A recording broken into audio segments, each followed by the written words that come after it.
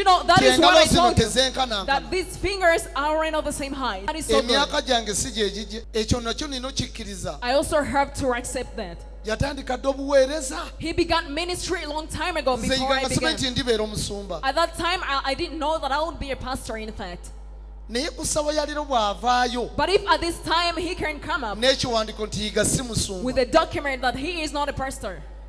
Tukunganye ng'abasumba twagala okwegaana n'okulaga nti tetuli bumu n'omusumba Augustine Yiga wekawala.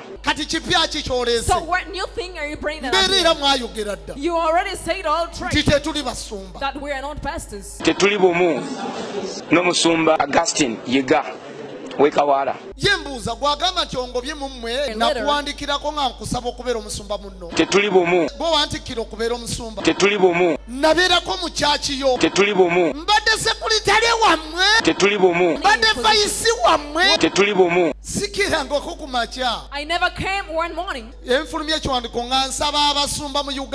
I brought our document requesting all pastors in Uganda that please help me so that I can be